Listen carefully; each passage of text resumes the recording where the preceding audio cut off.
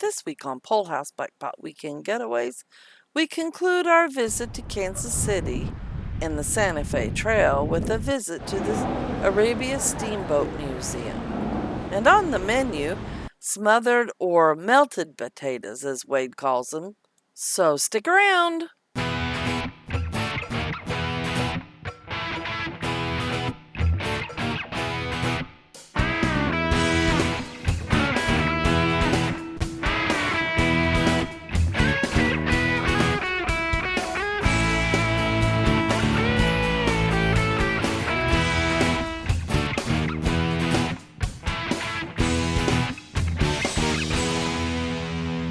I think they're done, hon.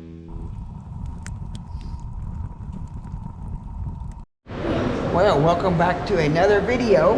Yeah. To start this video out, we are already inside the Museum of the Arabia Steamboat.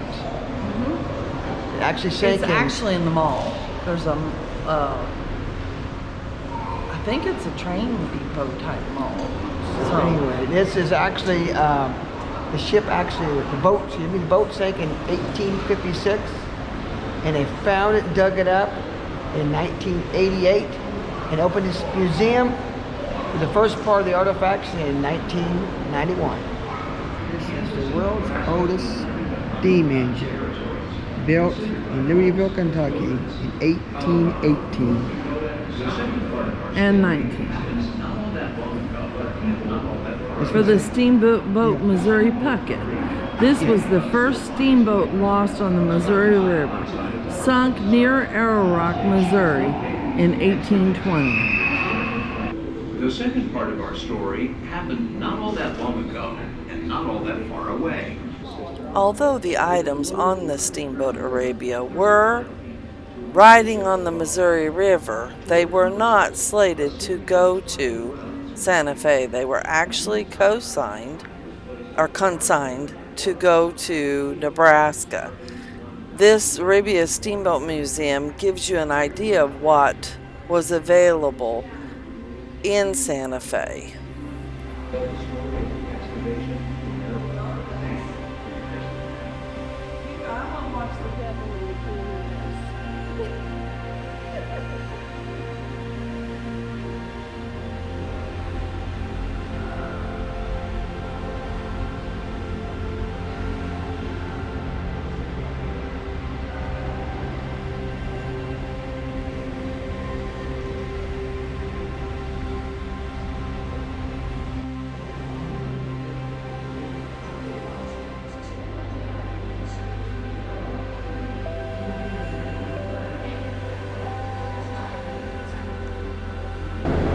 Flintlock muskets. Oh, nice. Just the scraps at the moment. Yeah, this is kind of what we're down to. Just a whole lot of the screws and broken pieces. Interesting. I've already finished all of the complete pieces, so you don't get to see anything super The exciting. fun, the good parts. Yeah. You did first, of course. Yeah. Anything that was complete, we've been working on, and now we're just down to this beautiful piece of trigger guard. So how many tons are left out of 200?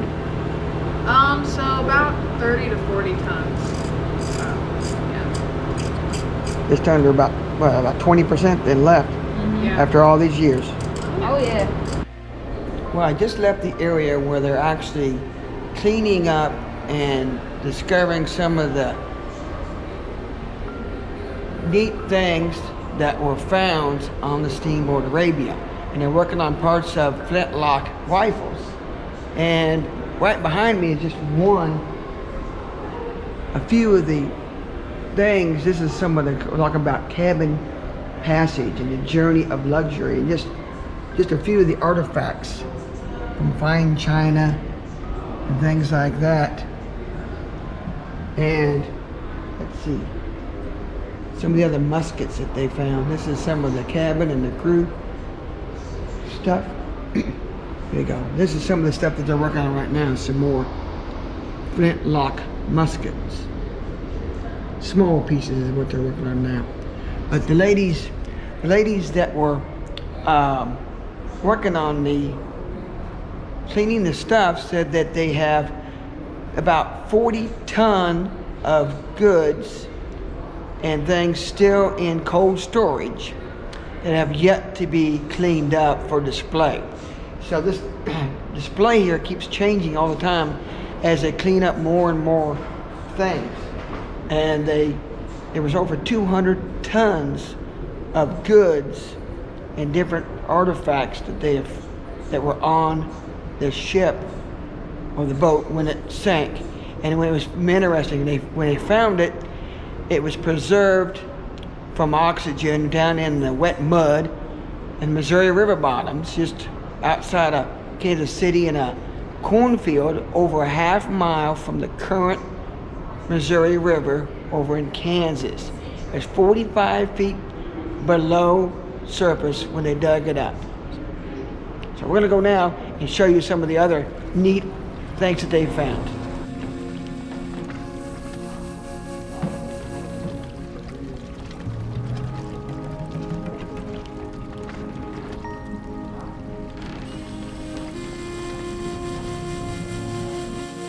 Look at, these are all buttons. That went with all the clothes. It's amazing how some of these clothes survived. It has nothing to do with the kind of cloth it was. Leather products and wool did better. Look at all the shoes, boots.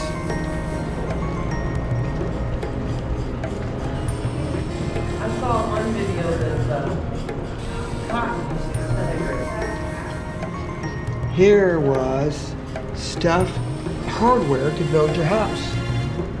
Keys, doorknobs, locks. Everything they needed to build a All, house. yep, all the hardware you needed to build your house is right here.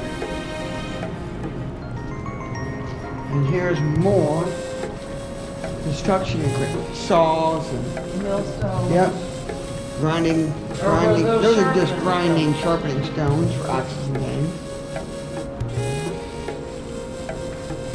More of the axes and things.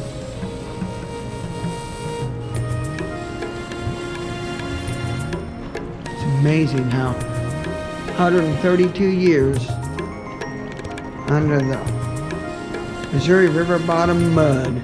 Supposedly, this is the snag that sank the Great White Arabia. They found this when they were excavation in the lower cargo hold. I think they said this was a large walnut tree. Well, we made it back to camp after the Arabia Steamboat Museum, and it was absolutely wonderful. It was. Now, I couldn't figure out why they wanted a new site for their museum. But there's more than just the Steamboat Museum in that little mall. Yeah, but that whole mall is, what, City Market or something like that? Something like that, And yeah. there's a lot of other stuff there to visit. There's an outside market out behind and a whole beautiful spot. So lots to see. So they're looking for a new place to have it. So We enjoyed that. very All much, three of yeah. these are very. So, anyways, we're getting ready to cook supper. We're so happy about going to the Steamboat Museum that we just. Is she fed now? Yeah, she's hungry. She ate some, now she wants more. Anyhow, we're getting ready to cook supper. My mom bought us something very neat for Christmas, didn't she? Yeah. She bought us Omaha steaks. And what the recipe we're going to share with you is Wade's smothered potatoes. The melted. Or sometimes we call them melted or smothered, either one. The But recipe, I found that Yeah. your recipe calls them smothered potatoes. But maybe I changed it to melted in my own brain because they kind of melt in your mouth because they're so good. But they're pretty easy to do. So we're going to go ahead and get them cut up and get them ready to start. We're going to cook them in a 12-inch Dutch oven. So we'll be back with that and get it started. Yep.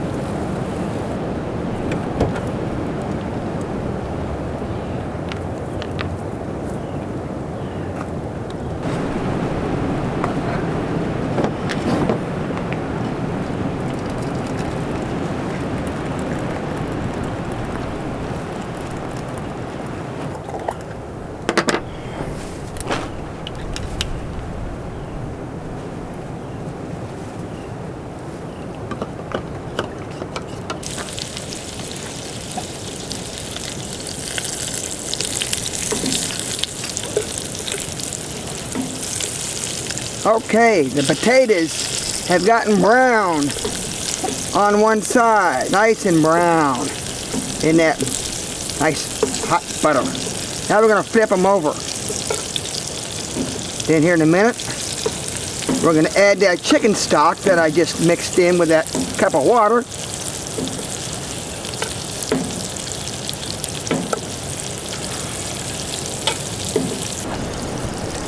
Alright, they've been cooking just a couple of minutes on that side.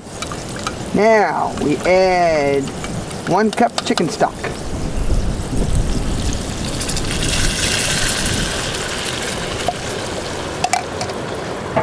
Put the lid on. And when all that chicken stock is evaporated, them potatoes will melt in your mouth. Okay, we're going to give a quick check. Coming along nicely, still got a little boil. Went in and raised them up a little bit because I wanted to do like a 1 Mississippi, 2 Mississippi, 3 Mississippi, 4 Mississippi, 5. About a 5-second. That's a moderate heat on the bottom of your Dutch oven. We don't want to burn the bottom because we're kind of basically baking them right now. So what I'm going to do to try to help with the top is I've got about 15 coals and we're going to put them on top and kind of spread them out just like we would when we were baking. Nice ring around the outside. Now, ideally, if you can do it, you start your fire early enough so you can have wood coals on top. But that takes a good probably 2 hours of fire on top, you know, in your fire pit with wood to be able to get enough heat and the leftover coals to pull out of your fire to cook on. So unfortunately, we didn't get back in time to do that, so we're just using some charcoal and then we're going to go over here to the hibachi here in a minute and cook our steaks. Yeah, because that flaming orb in the sky is disappearing.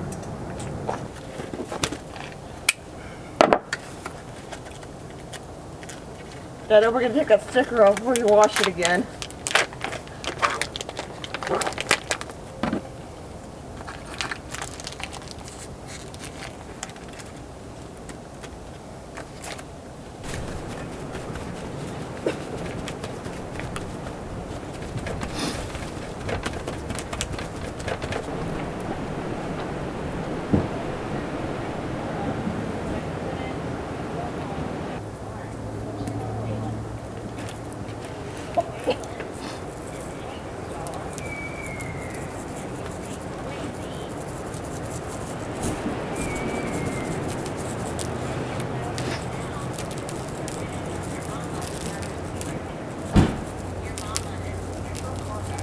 Alright, our steaks are seasoned up, ready to go on the grill.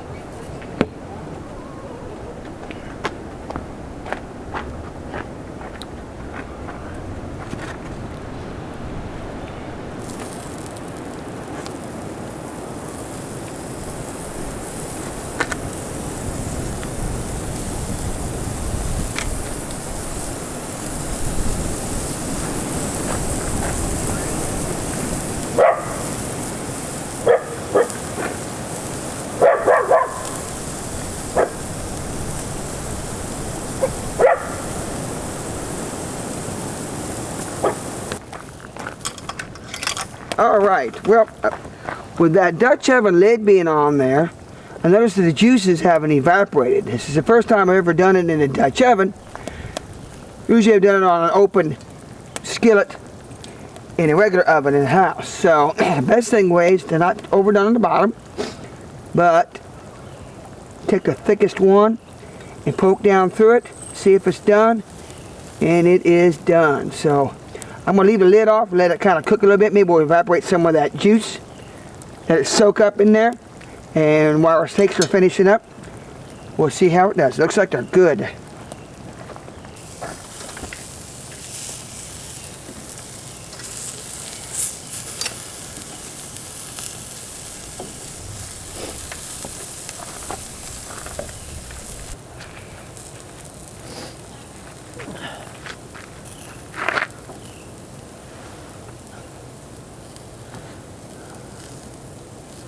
Some of the cooking good, don't they?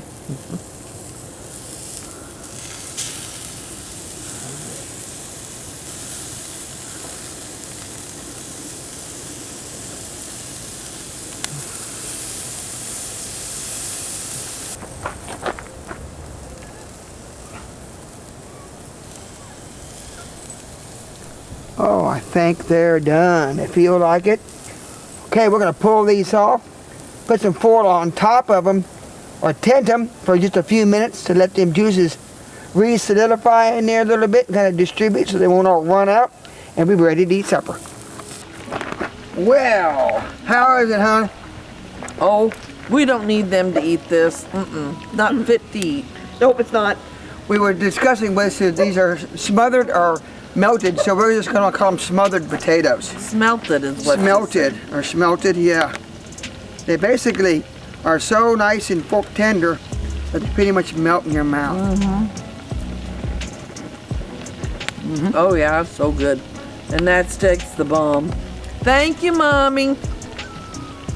All right, well, we're gonna go ahead and eat while this is still hot. We'll see you in the And morning. See you in the morning.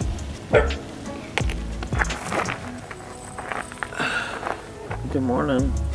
Good morning. Well, Good morning, everybody. It's last morning here, and we are pretty much packed up, ready to head back for home. we know we didn't show you anything at Western Bend State Park. We just didn't have time. So Yeah. that's forcing us to have to come back. Yeah, we had such a fun time here. Found out that there's so much in Kansas City, of course, to do. We're gonna come back in the near future. Leslie said she'd like to come back with us and Yeah. just kind of visit city life and different things. So I think Iris is ready to go home too. We hope So- you liked this video. If you did, give us a thumbs up, which is a like. Share us on Facebook or Instagram or whatever your social media site is. And subscribe if you haven't already. And we thank you for watching. Yep. Thanks for watching, and we'll see you next week. Bye.